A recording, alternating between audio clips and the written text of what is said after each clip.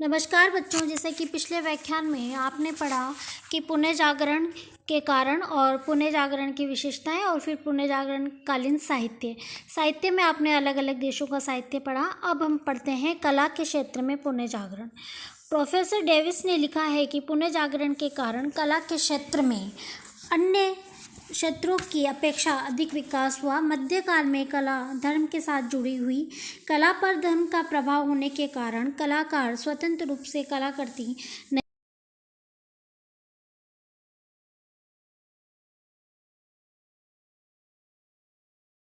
कला धर्म के प्राचीन बंधनों से मुक्त हो गई। अब कलाकार यथार्थवादी बन गए और उन्होंने स्वतंत्र रूप से कार्य करना प्रारंभ कर दिया और वास्तविकता तथा स्वाभाविकता को निकट लाने का प्रयास किया। पुनः जागरण के काल में प्राचीन व मध्यकालीन कला के समन्वय से एक नवीन कला का विकास हुआ, जिसके फलस्वरूप प्रेम, सौंदर्य एवं प्राकृतिक सौंदर्य के निरूपण पर चित्रों का निर्माण किया जाना लगा। कला के क्षेत्र में भी पुनः जागरण सर्वप्रथम इटली के फ्लोरेंस नामक नगर में हुआ। जैसा कि आपको विदित है कि सर्वप्रथम पुनः जागरण कहाँ हुआ? इटली में हुआ। और कला के क्षेत्र में भी सर्वप्रथम पुनः जागरण इटली में हुआ। यहाँ के कलाकारों ने धार्मिक प्रभाव से मुक्त होकर स्वतंत्र रूप से कलाकृतियों की रचना करना प्रारंभ कर दिया। पुनः जागरण के कारण यूरोप में भी कला के क्षेत्र में बहुत अधिक विकास हुआ। इस क्षेत्र में अब वास्तविकता दृष्टिगोचर होने लगी। धीरे धीरे सभी यूरोपियन देशों ने इस नवीन कला का प्रसार हो गया। तो पहला है स्थापत्य कला के क्षेत्र में। मध्यकाल में स्थापत्य कला के क्षेत्र में गोथिक शैली के आधार पर ही भवनों का निर्माण किया जाता था। इसको नोट करें कि मध्यकाल में कौन सी शैली के आधार पर भवनों का निर्माण होता था? तो गोथिक। पुनः जागरण के कारण कला धार्मिक प्रभाव से मुक्त हो गई। इटली ने सर्वप्रथम यूनान एवं रोम की कला का समन्वय किया, जिससे एक नवीन शैली विकसित हुई। इस शैली की प्रमुख विशेषता श्रृंगार सज्जा एवं डिजाइन। इसमें सजावट तथा आकार को विशेष प्रोत्साहन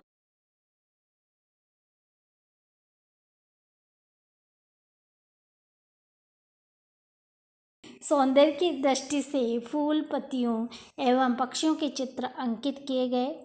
वास्तुकला में पत्थर के साथ लकड़ी का भी बहुत अधिक मात्रा में प्रयोग किया गया। भवनों की खिड़कियों को क्लासिकल पंक्तियों या प्लास्टर के मेहराबों आदि से सजाया जाने लगा। उस समय लकड़ी पर सुंदर खुदाई का कार्य किया जाता था। इस नवीन शैली का प्रवर्तक ब्रूनेलेस्की था, जो इटली के फ्लोरेंस नामक नगर का रहने वाला था। इस शैली में मेहराबों, गुंबदों, स्तंभों की प्रधानता था।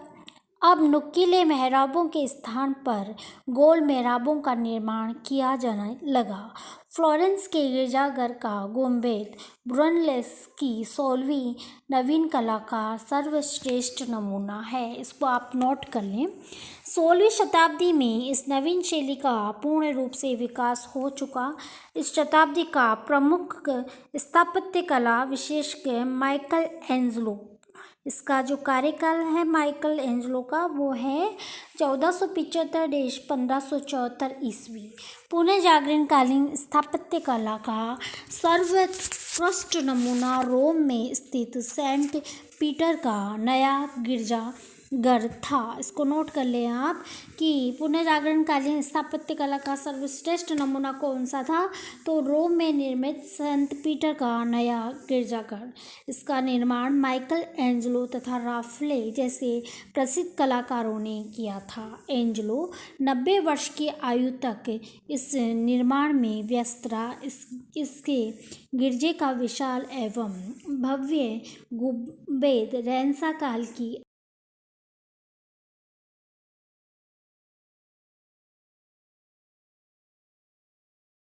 साथ प्रार्थना कर सकते हैं। वेनिस के संत मार्क के गिरजाघर का निर्माण भी इस नवीन शैली के आधार पर किया गया था। इटली के बाद इस नवीन शैली का प्रसार पश्चिमी यूरोप में अनेक देशों में हुआ। फ्रांस के सम्राट फ्रांसीसी प्रथम ने इस नवीन शैली को प्रोत्साहन दिया। उसने इटली के बहुत से कलाकारों को पेरिस बुलाया, जिन्होंने पेरिस से लूव्रे का प्रासाद बनाया, जो उस समय की नवीन शैली का शानदार नमूना है। स्पेन के सम्राट फिलिप ने भी इस नवीन शैली के अनेक भवन बनवाए, जिनमें से इशोक्रियल प्रासाद विशेष रूप से उल्लेखनीय है। जर्मनी का हैडलबर्ग का दुर्ग भी उस समय की नवीन वास्तुकला शैली का शानदार नमूना है। इंग्लैंड में भी 1699 में इंगिनोजोनस ने व्हाइट हॉल में दावत घर का निर्माण करवाया, जो कला की अद्वितीय कृति मानी जाती है। इसको नोट करेंगे आप। एक तो सेंट पीटर का गिरजाघर और एक इंग्लैंड में 1699 में इनिको जोन्स ने व्हाइट हॉल का जो दावत का घर का निर्माण कराया, वो कला की अद्वितीय कृति मानी जाती है। इसी प्रकार लंदन में क्रिस्टोफर की देखरेख में निर्मित संत पॉल का गिरजाघर भी कला की दृष्टि से अद्वितीय है। ये तो बात हुई स्थापत्य कला की, भवनों की, मेहराबों की, गुंबद की, है ना, कि पुनर्जागरण से पूर्व जो जितने भी भवन बने या गुंबद बने या मंदिर बने या गिरजाघर बने, उन पर किसका प्रभाव था? धर्म का प्रभाव।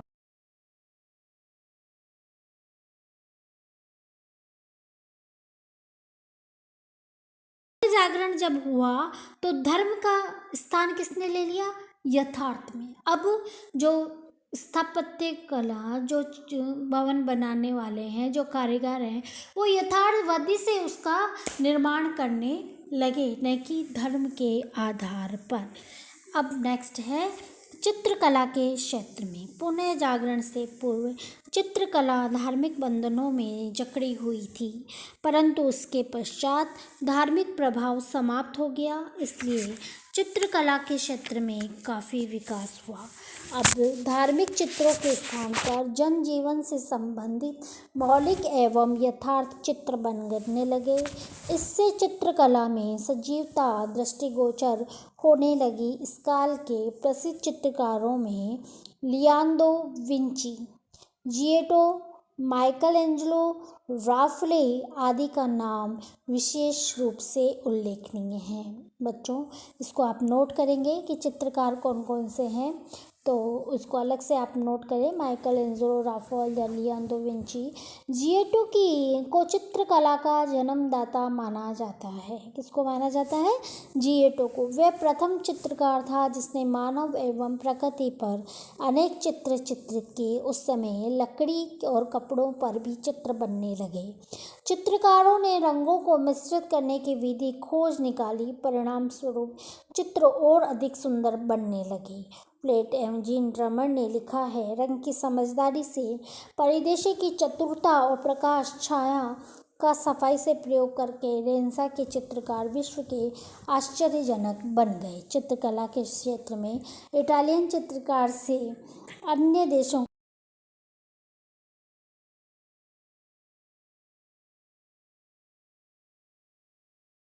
1519 ईस्वी है। ये उस समय का एक प्रसिद्ध चित्रकार, वैज्ञानिक, आविष्कारक, मूर्तिकारक और विचारक था। इसमें बहुत सारी प्रतिभाओं का ये धनी था। ये चित्रकार भी था, वैज्ञानिक भी था, आविष्कारक भी था, मूर्तिकार भी था। उसके चित्र सदा भाव से परिपूर्ण थे। वे चित्र को अधिक आकर्षक बनाने के लिए उपयुक्त रंगों का प्रयोग करता था और उनमें शरीर के अंगों को स्पष्ट रूप से व्यक्त करता था। उससे ने मानव की विभिन्न मुद्राओं को चित्रित किया।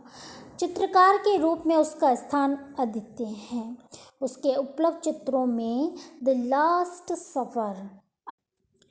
लास्ट सफर, अंतिम भोजन एवं मोनालिसा उसके सर्वोत्कृष्ट चित्र माने जाते हैं, जिन्हें विश्व के सर्वश्रेष्ठ चित्रों की पंक्ति में रखा जा सकता है। बच्चों, इसको नोट कर लें आप। एक एक नंबर के प्रश्न में आता है कि लियोनार्दो विंची की कृति और मोनालिसा के जो चित्रकार थे वो कौन थे? तो लियोनार्दो विंची। वास्तव में वे पुनर्जागरण काल का प्रथम चित्रकार एवं श्रेष्ठ प्रतिनिधि था। दूसरा है माइकल एंजेलो, 1475 1564 ईस्वी में इटली का दूसरा प्रसिद्ध चित्रकार माइकल एंजेलो था। वे एक कलाकार तथा मूर्तिकार भी था। वे मानव को संसार की सर्वश्रेष्ठ रचना मानता था। चित्रकला के क्षेत्र में एंजेलो का योगदान काफ़ी महत्वपूर्ण माना जाता है। वह सुंदरता का पुजारी था तथा अपने चित्रों को में सजीवता लाने के लिए चित्र अंकित करता था। उसने लगभग 145 चित्र बनाए, जिनमें द लास्ट जजमेंट, अंतिम निर्णय, ये नोट करें आप, अंतिम भोजन ये किसका है, लियोनार्डो विंची का, और अंतिम निर्णय द लास्ट जजमेंट ये है माइकल एंजेलो। इनकी गिनती विश्व के सर्वश्रेष्ठ चित्रों में की जाती है। इस चित्र को चित्रित करने में उसे 20 वर्ष का समय लगा। कितना, 20 वर्ष। इस चित्र को देखने से पता चलता है कि इसमें चित्रित व्यक्ति भय और आतंक से त्रस्त था तथा उसे ईश्वर से प्रेम व दया की कोई आशा नहीं दिखलाई पड़ती थी। इसके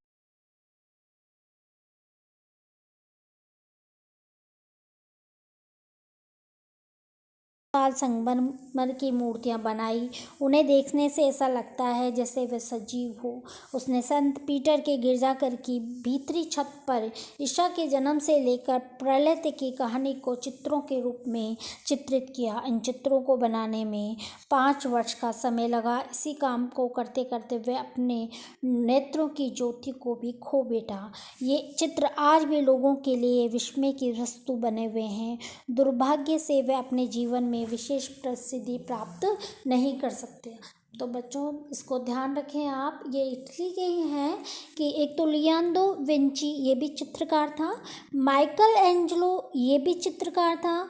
लियोनार्डो विंची इसका जो चित्र था, मैं बार बार ये कह रही हूँ, आप बच्चे बहुत गलती करते हैं, द लास्ट सफ़र, तो आप एल और एस इससे याद करें, द लास्ट सफ़र, अंतिम भोजन, ये तो है लियोनार्डो विंची का।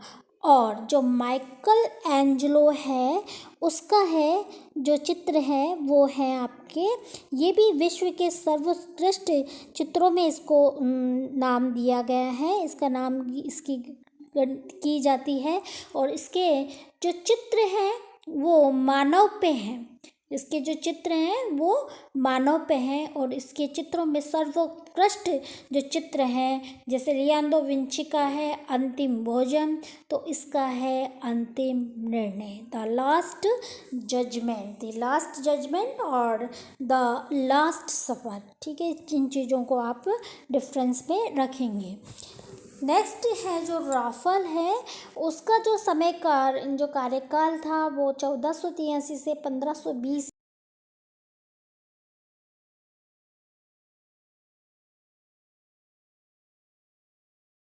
परंतु उसे अल्प समय में जो प्रसिद्धि मिली वह अन्य चित्रकारों को प्राप्त नहीं हो सकी। सिस्टाइन मैडोना नामक चित्र उसकी सर्वोत्कृष्ट कृति मानी जाती है। सिस्टाइन मैडोना, इसकी गणना विश्व के सर्वश्रेष्ठ कृति में की जाती है।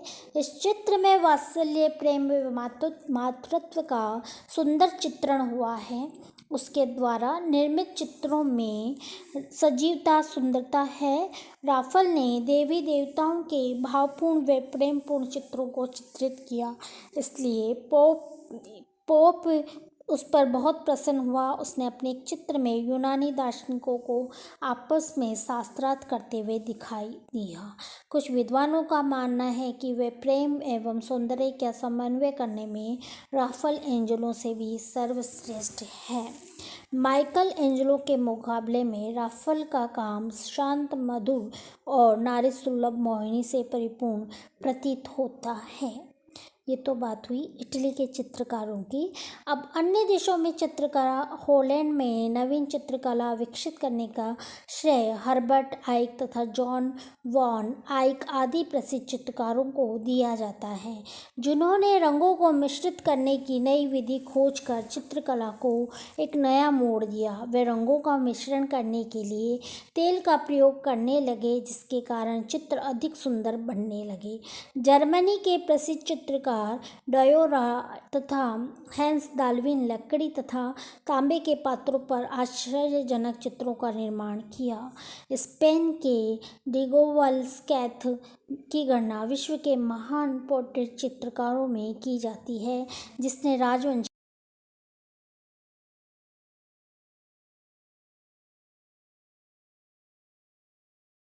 नाराज होते थे, क्योंकि उस समय के चित्रकार महान संत और शहीदों के चित्र भी साधारण लोगों के जैसे बनाते थे। एक पादरी ने एक चित्रकार को फटकारते हुए कहा था कि चित्रकार, तुमने बहुत